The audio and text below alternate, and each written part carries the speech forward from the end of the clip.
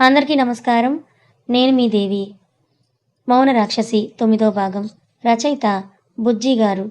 చిన్ని ఏం చెప్తుందా అని బుజ్జితో సహా అందరూ శ్రద్ధగా వింటుంటే కార్తీక్ బుజ్జి ముఖ కవళికలను గమనిస్తూ ఉన్నాడు. కార్తీక్ మనసులో ఇప్పటివరకు అమ్మోర్లు అందరి మీద విరుచుకుపడి ఇప్పుడేమో స్కూల్లో శ్రద్ధగా లెసన్ వింటున్న స్టూడెంట్‌లా ఎక్స్‌ప్రెషన్ పెట్టి నిల్చున్న బుజ్జిని చూడగానే కార్తీక్ చిన్నగా నవ్వేశాడు. నేను కనిపించింది మీ అమ్మ, నాన్న. స్కూల్లో పాఠాలు నేర్పేది టీచర్స్. ఆటలాడేది ఫ్రెండ్స్‌తో. సో, నీ అలరంతా మాతోనే. నువ్వెక్కువగా కోప్పడుతుంటావు. నీ కోపాన్ని తగ్గించకపోతే మీ ఆయన నిన్ను భరించలేక నన్ను తిడతాడన్నమాట. తను చెప్పే మాటలకి ఏమాత్రం సంబంధం లేకుండా చేతులు ఆడిస్తూ ఫాస్ట్‌గా చెప్పేస్తుంది. ఎవరికీ ఏమీ అర్థం కాక బిక్కమొహం వేశారు. అభికి, కృష్ణగారికైతే చిన్ని చెప్పిన తీరుకి నవ్వు ఆగక కష్టంగా ఆపుకున్నారు. బుజ్జి అయితే చిన్ని ఏం చెప్పిందా అని రివైండ్ చేసుకోవడానికే ట్రై చేస్తుంది కానీ ఒక్క ముక్క కూడా అర్థం కాలేదు. కన్నడ సినిమాని మలయాళంలో చూస్తున్నట్టుగా ఒక ఎక్స్‌ప్రెషన్‌ని పెట్టి చిన్నీని చూసి ఏం చెప్పావే అని అంది. చిన్ని అయ్యో అని తల కొట్టుకొని నీకర్థం కాలేదా? మళ్ళీ చెప్తా విను. ప్రిపేర్ అవుతుంటే బుజ్జి కంగారుగా వద్దొద్దు నీకు దండం ఆపే తల్లి అని అంటూ వంగి దండం పెట్టి చిన్ని ఆశీర్వదిస్తున్నట్టుగా చేయి పెట్టి దగ్గరికొచ్చి ఆశీర్వాదం తీసుకో బేటా అని అంటుంది. గురువు గారి రేంజ్‌లో చాలా ఏళ్ల తర్వాత చిన్ని అల్లరి మళ్ళీ కళ్ళ ముందు కనిపిస్తుంటే జానకి, రఘురామ్ గార్లకి తెలియకుండానే పెదవుల మీదకి చిరునవ్వు వచ్చి చేరింది. అభి అయితే చేతికి ఉన్న గాయాన్ని కూడా మరచి చిన్ని అల్లరిని ఎంజాయ్ చేస్తూ ఉన్నాడు. ఆనంద్, అవని భలే మాటకారి అనుకుని నవ్వుతూ చూస్తున్నారు. బుజ్జి కోపంగా వచ్చి చిన్ని చెవి మెలిపెట్టి రాక్షసి మాటలతో మాయ చేస్తావు. నీ మీద కోపంగా కూడా ఉండలేకున్నా అని అంటూ చెవి మెలిపెడితే చిన్ని నవ్వుతూ ఒక క్యూట్ ఎక్స్‌ప్రెషన్‌తో బుజ్జిని చూస్తుంది. బుజ్జి చిన్నిని చూసి హగ్ చేసుకొని నీ అల్లరిని మిస్ అవుతానేమో అని భయం వేసింది అని అంది కళ్ళల్లో నీటి పొరతో చిన్నగా. బుజ్జి వెన్ను నిమురుతూ నేను చచ్చినా కూడా దెయ్యమై మరీ నిన్ను చుట్టూ తిరుగుతాను కానీ నిన్నొదిలి ఎక్కడికి పోతానే అని అంది. బుజ్జి చిన్నికి దూరం జరిగి తల మీద మొట్టి ఈ మాటలకేమీ తక్కువ లేదు అని అంది. చిన్ని నవ్వుతూ ఏదో గుర్తొచ్చిన దానిలా ఒసేయ్ ఇక్కడికెలా వచ్చాను? ఈ రోజు పెళ్లి చూపులున్నాయి.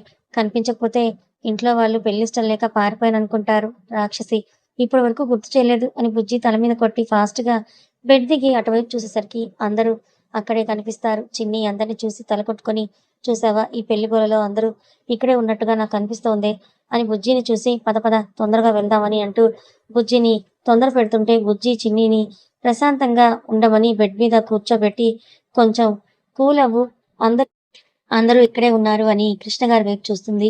బుజ్జి వైపుకు చూసిన చిన్ని బెడ్ మీద నుంచి లేచి నిల్చొని అప్పటి వరకు ప్రశాంతంగా ఉన్న చిన్ని మోము టెన్షన్ గా మారి రఘురామ్ గారిని చూసి భయంగా తలదించుకుంది. ఇప్పటి వరకు చిన్నపిల్లలా అల్లరి చేసిన చిన్ని ఒక్కసారిగా ఇంత సైలెంట్ గా ఉండడంతో అది చూసి ఆనంద్, అవనిలు ఆశ్చర్యంగా ఒకరి మొహాలొకరు చూసుకొని చిన్నిని చూస్తారు. కృష్ణగారు చిన్ని ముందుకు వచ్చి తన్ని బెడ్ మీద కూర్చోపెట్టి మోకాళ్ళ మీద కూర్చొని చిన్ని చేతులు పట్టుకుంటాడు. చిన్ని ఆయన్ని చూసి కన్నయ్య నీరసంతో కళ్ళు తిరిగినట్టుగా అనిపించాయి అంతే. అంత మాత్రానికే ఈ దెయ్యం హాస్పిటల్‌కి తెచ్చేసింది నన్ను అని అంది అమాయకంగా. తప్పంతా బుజ్జిదే అన్నట్టుగా స్కూల్ టీచర్‌కి కంప్లెయింట్ చేస్తున్నట్లుగా బుజ్జి ఎక్స్‌ప్రెషన్ చూసి కార్తీక్ అయితే తను చాలా ముద్దుగా అనిపించేస్తోంది. తల్లి ఏం జరిగిందో మా అందరికీ తెలుసు కానీ ఇప్పుడు నీకు ఎలా ఉంది? అని అడిగాడు కృష్ణ. నాకేం కాలేదు కన్నయ్య చెప్పా కదా! కొంచెం నీరసంగా ఉంది అని అంది. అందుకే చెప్పింది సరిగ్గా తినవే అని అంటుంది రాధ కొంచెం కోపంగా. చిన్ని ఆమెను చూసి చిరునవ్వు నవ్వేసింది. అప్పుడు గమనిస్తుంది పక్కనే ఉన్న ఆనంద్, అవనిలని. ముందే వాళ్ళని చూసినా పెద్దగా పట్టించుకోలేదు ఎవరన్నట్టుగా కృష్ణగారిని చూస్తుంది. కృష్ణగారు చిన్ని గడ్డం పట్టుకొని తన వెనుక ఉన్న అభిని చూడమన్నట్టుగా సైగ చేసి అటు చూస్తాడు. చిన్ని మనసులో ఉన్న అలజడి అంతకంతకు పెరుగుతూ ఉంటే కష్టంగా కంట్రోల్ చేస్తూ అటు చూసింది. అక్కడున్న అభిని చూసిన చిన్నికి ఎలా రియాక్ట్ అవ్వాలో కూడా అర్థం కాక కళ్ళ నుంచి నీళ్లు ధారాళంగా కారుతూ ఉంటే బాధగా ఏడుస్తూ తల దించేసింది. అప్పటి వరకు చిన్నిని తన అల్లరిని నవ్వుతూ భరించిన అభికి ఇప్పుడు చిన్ని బాధని భరించడం కష్టంగా ఉంది. కృష్ణగారు చిన్నిని వదిలి అభిని చూసి అందరితో బయటికి వెళ్దామన్నట్టుగా సైగ చేసి వెళ్ళిపోతాడు. అందరూ కూడా మౌనంగా వాళ్ళని చూసి బయటకు వెళ్ళిపోతారు. అభి బాధగా అడుగులో అడుగు వేసుకుంటూ వచ్చి చిన్ని ముందు మోకాళ్ళ మీద కూలబడ్డాడు. చిన్ని వెచ్చని కన్నీరు తన చెయ్యిని తాకగానే తన మీద తనకే ఏదో తెలియని కోపం, ద్వేషం వచ్చేసి చేతిని బలంగా నేలకేసి కొట్టి చిన్నీని చూసి ప్లీజ్ ఏడవకే, ఇక్కడ నొప్పెడుతుంది అని అన్నాడు. చేతిని గుండె మీద పెట్టుకుని బాధగా కళ్ళల్లో నీళ్లతో చిన్నీని చూసి చేతికున్న బ్లడ్ అలానే షర్ట్‌కి అంటుకుపోయింది. చిన్ని ఎంత కంట్రోల్ చేసుకున్నా తనకి ఏడుపు ఆగడం లేదు. అలానే తన ముందున్న అభి మీద పట్టలేనంత కోపం వస్తోంది. కష్టంగా కంట్రోల్ చేసుకుంటోంది. కానీ అభి వైపు మాత్రం చూడ్డం లేదు. అభి ప్లీజ్ ఏడవకమ్మా, నిన్నిలా చూడను అస్సలు కావడం లేదు. భారంగా అనిపిస్తోంది నాకు అన్నాడు కళ్ళనీళ్లతో. ఎంత చెప్పినా చిన్ని ఏడవడం ఆపలేదు. అలానే ఏడుస్తూ కింద కూర్చుంది. అభి పడిపోతుందనుకుని చిన్నిని పట్టుకుంటాడు. చిన్ని కోపంగా అభిని నెట్టేసి గట్టిగా ఏడుస్తుంటే మళ్ళీ పట్టుకున్నాడు. చిన్ని అభి చేతుల్ని విసిరికొట్టి అభి 2 చెంపల మీద వాయించింది. అలా ఎంతసేపు కొట్టిందో తెలియదు కానీ అలసిపోయి అభి కాలర్ పట్టుకుని కోపంగా అభి కళ్ళలోకి చూసింది. చిన్ని కొట్టడం వల్లనేమో తెల్లగా ఉండే బుగ్గలు ఎర్రగా కందిపోయాయి. ఏడ్చి ఏడ్చి కళ్ళు ఉబ్బిపోయి ఎర్రగా మారిపోయాయి. మొహంలో కళే లేకుండా ఉన్నాడు. కానీ ఆ కళల్లో చిన్ని మీదున్న అంతులేని ప్రేమ అలానే కనిపిస్తూ ఉంటే చిన్నికి మనసు కలుక్కుమంది. అభి చిన్నిని గట్టిగా గుండెలకి హత్తుకున్నాడు. చిన్ని ఎంత గింజుకున్నా వదలకుండా అలాగే పొదవు పట్టుకుని చిన్నిని హత్తుకున్నాడు. చిన్నికి ఆ గుండె చప్పుడు వింటే ఏదో తెలియని ధైర్యంగా అనిపించింది. తెలియకుండానే అభి చుట్టూ చేతులేసి గట్టిగా ఏడుస్తూ అలానే స్పృహ తప్పింది. అభి కంగారుగా చిన్నిని లేపుతూ బుజ్జి అని గట్టిగా అరిచాడు. చిన్ని గట్టిగా ఏడుస్తుంటే అది విని బయట బాధగా కూర్చున్న బుజ్జి ఉలిక్కిపడి పరిగెత్తుకుంటూ లోపలికి వెళ్ళింది. అభి ఏడుస్తూ చిన్నిని తడుతూ ఉన్నాడు. బుజ్జి వెనకే వచ్చిన అందరూ కూడా చిన్ని స్పృహలో లేకపోవడం చూసి కంగారు పడ్డారు. కార్తీక్ చిన్నిని చెక్ చేసి ప్రాబ్లం లేదు, నీరసంగా ఉంది అని మొహాన నీళ్లు చల్లి స్పృహలోకి తెప్పించాడు. చిన్ని స్పృహలోకి వచ్చింది. అందరినీ చూసి మళ్ళీ కళ్ళు మూసుకుంది. అభి గుండె చప్పుడు వింటూ అలా ఏదో తెలియని ధైర్యం హాయి మనసుని కమ్మేయగా ఆకలేస్తోందని చాలా చిన్న వాయిస్‌లో చెప్పి అభి గుండెల మీద అలాగే ఉందనే విషయం మర్చిపోయి అలాగే పడుకుంది. అభి అందరిని చూసి త్వరగా ఇంటికెళ్దామని తనని చేతుల్లోకి తీసుకుంటాడు. నీరసం వల్ల చిన్ని మత్తుగా నిద్రపోతుంది. అందరూ ఓకే అని ఇంటికి వెళ్తారు. అభి ఇంటికెళ్ళే వరకు కూడా చిన్నిని అలాగే హత్తుకున్నాడు. ఎందుకో చిన్నిని దూరం చేయాలంటే అతని మనసంతా బాధగా అనిపించి అలానే ఎంచుకొని ఎవరెవరికో కాల్ చేసి ఏవేవో చెప్తున్నాడు. ఎవరు కూడా అభిని చిన్నిని కదిలించలేదు. కానీ బుజ్జికి చిన్ని మొహంలో ఎప్పుడూ లేనంత ప్రశాంతత కనిపిస్తుంది. అలాగే అభి చెంపలు కందిపోయి ఉండడం కూడా గమనిస్తుంది. కానీ ఏం మాట్లాడదు. అందరూ ఇంటికి చేరుకుంటారు. వాళ్ళు ఇంట్లో అడుగు పెట్టగానే సార్ ఫుడ్ అని ఒకతను ఫుడ్ ఇచ్చేసి వెళ్ళిపోతాడు.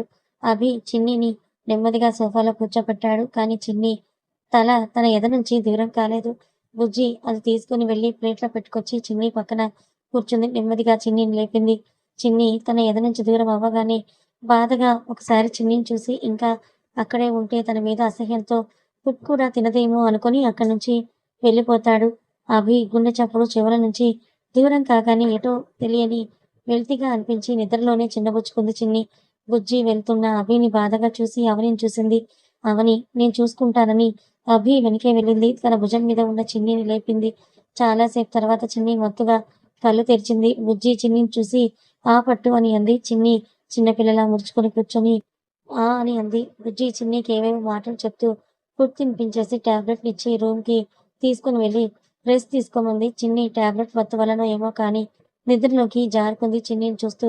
అలానే ఎంతసేపు కూర్చుందో తెలియదు. బయటికి వెళ్ళిన అభి కారులో కూర్చొని స్టీరింగ్‌కి తల ఆనించి కళ్ళు మూసుకున్నాడు. అభి వెనకే వచ్చిన అవని కారెక్కి అభి పక్కన కూర్చొని కళ్ళనీళ్లతో నాన్న అభి అని అంది. అభి కళ్ళు తెరిచి అవనిని చూసి ఆవిడ ఒడిలో తల పెట్టుకుని పడుకున్నాడు. అవని కళ్ళనీళ్లతో అభి తలని ముద్దు కూర్చుంది. అప్పుడు చూస్తుంది అభి చేతిని చెయ్యంతా కూడా నుజ్జు నుజ్జు చేసేసుకున్నాడు. అభి చేతిని పట్టుకొని ఏడుస్తూ అభి నుదుటన ముద్దు పెట్టింది. అభి కళ్ళు తెరిచి ఆవిడ్ని చూశాడు. అవని కళ్ళు తుడిచి చాలమ్మా, నా వల్ల ఇంకా ఎవరూ బాధపడకండి. నేను తట్టుకోలేను. నాకేం కాలేదు. చిన్న దెబ్బేలే, తగ్గిపోతుంది అని అన్నాడు. అవని బ్లడ్ వస్తోంది. ముందు లోపలికి పద అని అంటూ అభిని బలవంతంగా లోపలికి తీసుకుని వెళ్ళింది. కృష్ణ, రఘురాం గారు ఆనంద్ గారితో మాట్లాడుతూ ఉంటే జానకి రాధ గారు అందరికీ భోజనాలు ఏర్పాట్లు చేస్తున్నారు. కార్తీక్ వాళ్ళ మాటలు వింటూ అక్కడే ఉన్నాడు. లోపలికి వస్తున్న అభిని అవనిని చూసి కృష్ణగారు రా అమ్మ కూర్చో అని అన్నారు. అవని చిన్నగా నవ్వి కార్తీక్ ని చూసి నాన్న వీడికి ఫస్ట్ ఎయిడ్ చేయవా అని అంది. కార్తీక్ అలాగే ఆంటీ అని వెళ్ళి ఫస్ట్ ఎయిడ్ కిట్ తెచ్చి అభి పక్కన కూర్చొని చేస్తున్నాడు. అభి కార్తీక్ ని చూస్తూ నా మీద నీకు కోపంగా లేదా అని అన్నాడు సూటిగా కార్తీక్ ని చూస్తూ. చిన్ని రూమ్ నుంచి వస్తున్న బుజ్జి అభి మాటలు విని అక్కడే స్టెప్స్ మీద కూర్చొని చూస్తోంది. కార్తీక్ అభిని చూసి చిన్నగా నవ్వి, నిన్నటి వరకు నీ మీద, నా చెల్లి మీద పీకల వరకు ఉండేది. నిన్న నువ్వు ఇంటికి వచ్చినప్పుడు కూడా చంపేయాలన్నంత కోపం ఉండింది. కార్తీక్ అలా చెప్పగానే ఆనంద్ అవనిలో ఆశ్చర్యంగా కార్తీక్ ని చూస్తే బుజ్జి కోపంగా చూసింది. అభి నవ్వుతూ చూశాడు. కానీ ఈ రోజు నీ కళ్ళల్లో చిన్ని మీద ప్రేమ, తన కోసం నువ్వు పడే ఆరాటం, తన బాధను చూస్తే నీ కళ్ళల్లో తిరిగే నీరు చూస్తుంటే ఏదో తెలియని ఒక ఫీలింగ్. విన్నాలు నిజాలు తెలుసుకోకుండా మిమ్మల్ని తప్పు పట్టానేమో అనే ఒక అపరాధ భావం గుండెని మెలిపెడుతున్నాయి. నా చెల్లిని చాలా బాధ పెట్టాను, మాటలతో హింసించాను, అనరాని మాటలన్నీ అన్నాను. నేను చేసిన తప్పులకి తనని క్షమించమని అడిగే అర్హత కూడా నాకు లేదేమో అనిపిస్తుంది అన్నాడు బాధగా తలదించుకొని. బుజ్జికి మొదటిసారిగా కార్తీక్ కలిసిన రోజు గుర్తొస్తుంది. చిన్ని ప్రాజెక్ట్ గురించి క్లయింట్ తో డిస్కస్ చేస్తూ కాఫీ షాప్ లో కూర్చొనుంది. ఫ్రెండ్స్ తో అక్కడికి వచ్చిన కార్తీక్ చిన్నిని ఒక అబ్బాయితో చూసి చాలా కోపం వచ్చింది. చిన్ని కమ్యూనికేషన్ స్కిల్స్ అండ్ తన టాలెంట్ నచ్చి ప్రాజెక్ట్ ఓకే చేశారు క్లయింట్. చిన్ని నవ్వుతూ అతనికి థ్యాంక్ యూ సార్ అని షేక్ హ్యాండ్ ఇచ్చింది. చిన్ని నవ్వుతూ ఒకరితో మాట్లాడడం చూసిన కార్తీక్ ఇంకా కోపం పెరిగిపోయింది.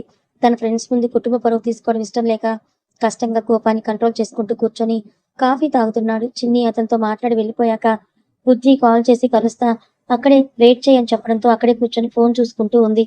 కార్తీక్ తన ఫ్రెండ్స్ తో మీరు వెళ్ళండి, నేను వస్తాను తర్వాత అని చెప్పి వాళ్ళు వెళ్ళాక చిన్ని దగ్గరికి వెళ్ళాడు. చిన్ని తన ముందు ఎవరో ఉండడం గమనించి తలెత్తి చూస్తుంది.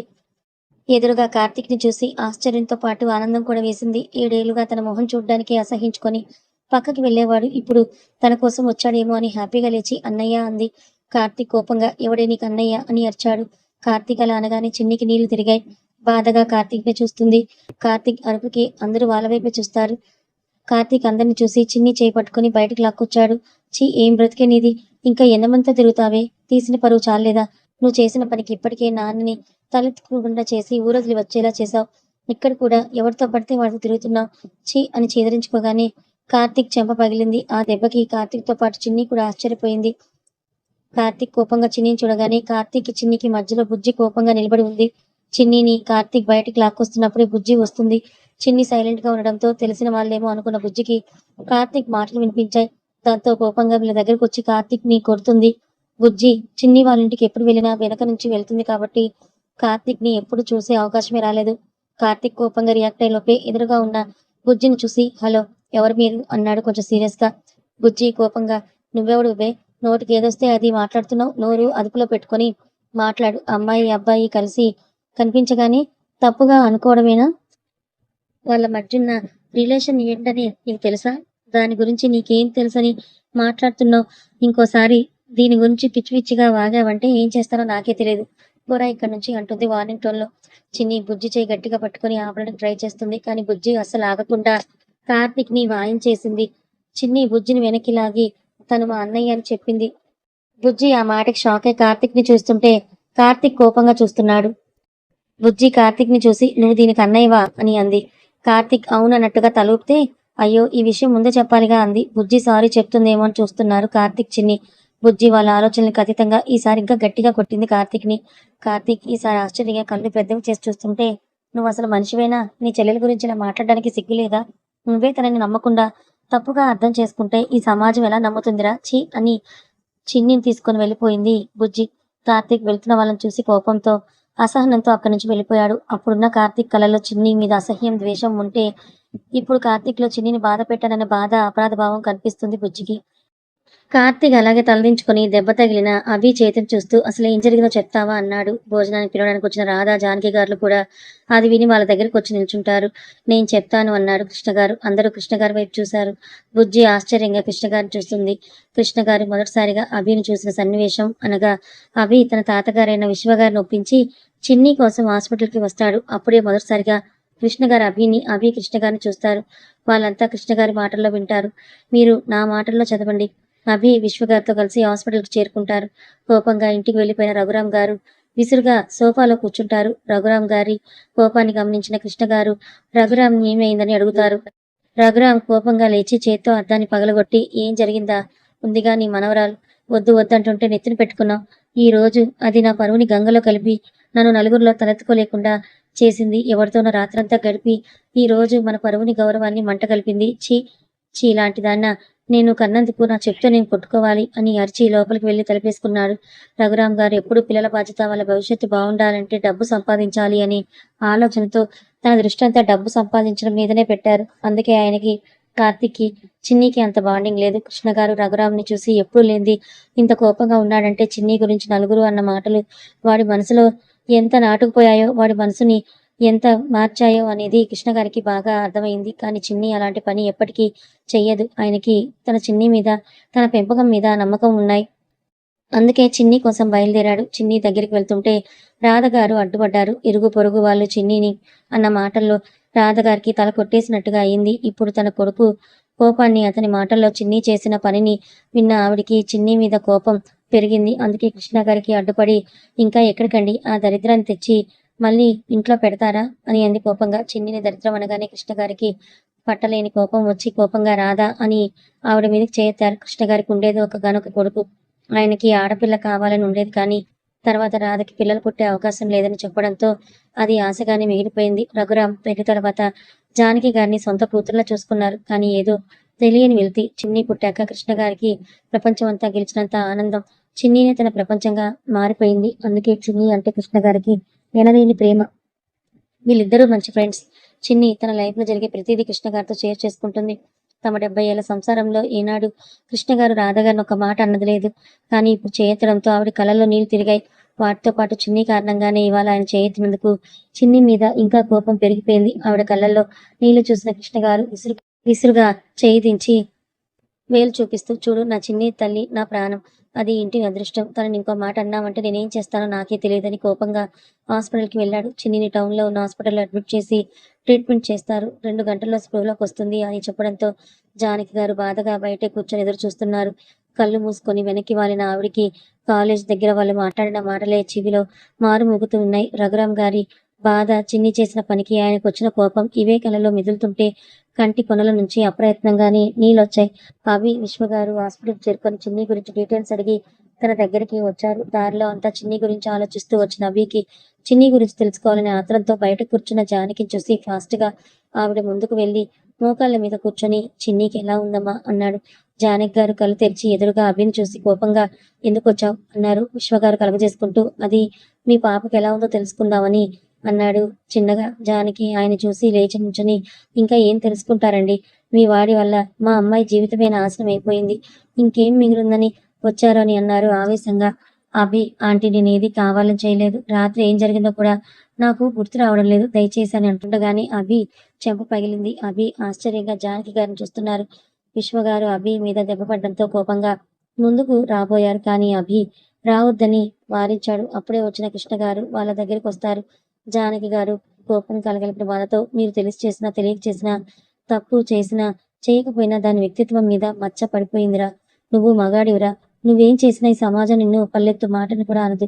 కానీ దాన్ని చీకొడతారు. ఉన్నవి లేనివన్నీ కల్పిస్తూ దాన్ని అనుక్షణం కాకుల్లా పొడుచుకొని తింటారు. ఇదంతా దాని భవిష్యత్తు మీద ప్రభావం చూపిస్తుందిరా. దాని జీవితకాలం సమాజం వేసే నిందలు అవి నిజాలైనా కాకపోయినా వాటిని భరిస్తూ బ్రతకాలి. అది బ్రతుకున్నంత కాలం దాని జీవితం మీద ఈ నింద చెరిగిపోదురా అంటూ ఏడుస్తూ మోకాల మీద కూర్చున్నారు.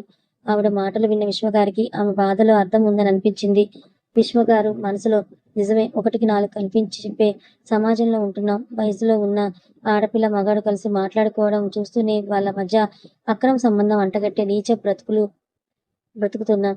అలాంటిది ఈ రోజు వీళ్ళని ఇలా చూసిన సమాజం అనరాని వినలేని మాటలు అంటూ వాళ్ళని బ్రతికుండగానే చంపేస్తుంది. ఈ మాటలు అబ్బాయి మీద ప్రభావం చూపినా చెప్పకపోయినా ఆ అమ్మాయి జీవితాన్ని మాత్రం నరకమయం చేస్తాయి అనుకున్నాడు. జానకి మనసులో ఏదో ఒక మూల చిన్ని మీద నమ్మకం ఉందని, రేపటి రోజుల్లో చిన్ని ఈ సమాజం అనే మాటని భరించలేదు అని, చిన్ని పడబోయే వాదన తలుచుకొని ఏడుస్తుందని కృష్ణ గారికి అర్థమైంది. జానకి గారు చెప్తూ ఉంటే రాబోయే రోజుల్లో చిన్ని భవిష్యత్తు మీద ఈ ఒక్క సందర్భం ఎంతలా ప్రభావం చూపిస్తుందో, చిన్ని ఎంతలా బాధపడుతుందో అర్థమైన అవి కూడా కళ్ళ నీళ్లతో ఆవిడ ముందు కూర్చొని, అవును, ఇది మాకు తెలిసి జరిగినా తెలియక జరిగినా మా వల్ల తప్పు జరిగింది.